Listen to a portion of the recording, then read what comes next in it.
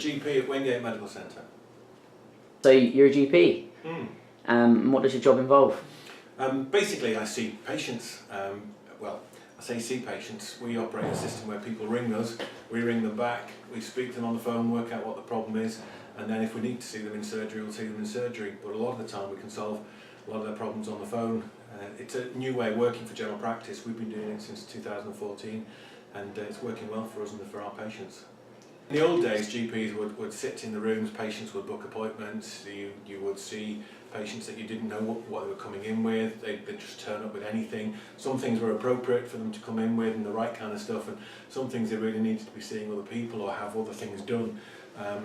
So with our model, we can understand what people's needs are before they get to us, so that means we can solve a lot of problems without them coming to see us, because sometimes it's other people they need.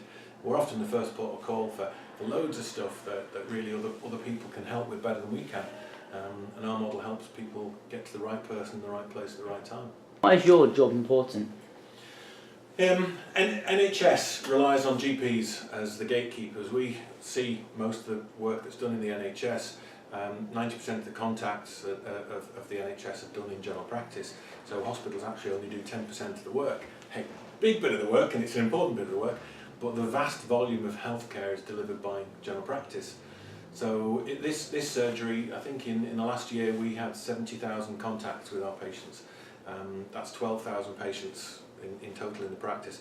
So more or less an average of about 6 contacts per person, which is typical really for general practice these days.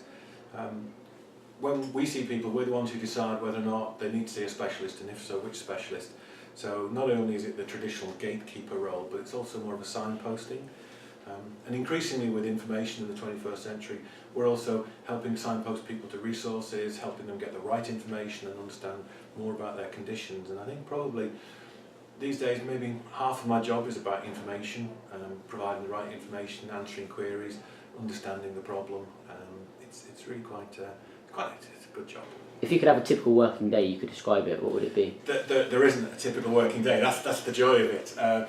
Generally, if you're scheduled to work 2 sessions, we have a range of start times. So some of us will be in at 8 o'clock in the morning, and usually everybody starts with a phone session, so you'll be calling people who've requested a callback.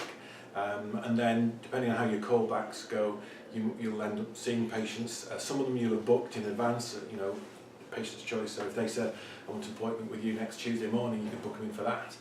So you'd have those routine planned appointments, and then some of them you'd be seeing on the basis that they needed to be seen today. So we call those see and treat appointments, where people need to be seen and treated same day. So that can be a whole range of different things that sometimes are sort of urgent problems that need to get sorted out that day, but sometimes it's stuff which has been brewing for a while, but it's finally reached the point at which the patient thinks, I need to get sorted out now. And both those things are the right reasons to see people same day. There is, I was going to say paperwork, but it's not paperwork anymore. We spend an awful lot of time on the computer, processing the letters that have come in from the hospitals and other agencies, processing the lab results that we've requested, and indeed other agencies sometimes requested. Traditional general practice used to do like a morning surgery, an afternoon surgery, gap in the middle for visits. Some GPs would be out the building and handing over to out of hours about 6 o'clock, but we work right through the contracted hours, 8 till 6:30.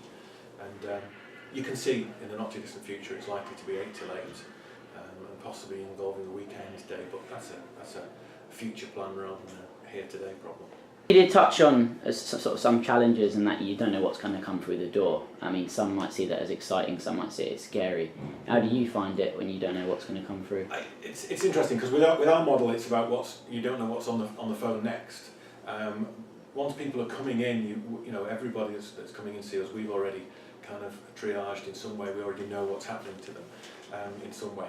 But patients are always surprising. So, people come in with one thing and then they sit down and say, well, I know I said that on the phone, but what I really wanted to talk about was this. And it's a completely different conversation then. And that always happens, and it is one of the joys of the job.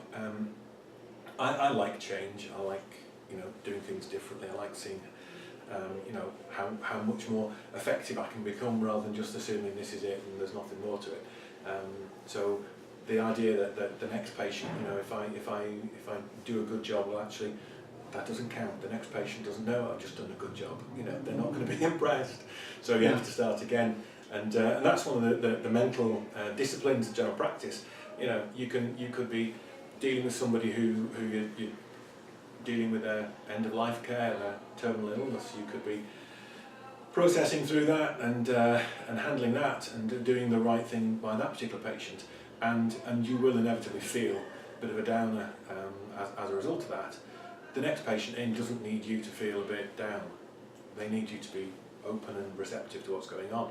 So you can go from palliative care to pregnancy in seconds, and that's one of the joys of general practice. It's a bit of a challenge as well, because if you have a bad consultation where things don't go right and there's a problem or whatever's happening, somebody wants to complain or something like that, that's fine, but when that finishes, your next consultation you have to be reset, clear and on, and that's quite a neat mental trick if you can pull it off.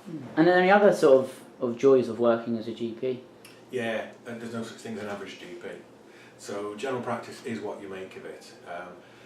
Apart from doing general practice, I have a couple of other jobs, which, you know, one of which I've been doing for the last 25 years as a medical advisor to one of the orchestras, and that's great. It combines my love of music with the practice of medicine, and you know, as a generalist, I can do that and occupy that same kind of role with the musicians.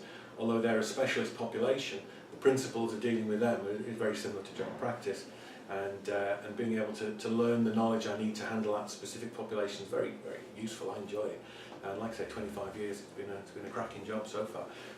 I don't have a problem fitting that in around being a general practitioner, because I can control my workload and my flexibility. You know, being able to do this today is an example. And so you mentioned you work with the orchestra, and there are people at the practice, I understand, that also do sort of interests outside. Can you give a few examples of what else you can do? Yeah, so one of my colleagues, he's a team doctor for a rugby club, a rugby league, and he's doing well with that, he's enjoyed that. Another one of my partners is a Macmillan terminal care facilitator, which provides him with professional stimulation as well as a personal kind of satisfaction of handling a tough end of medicine.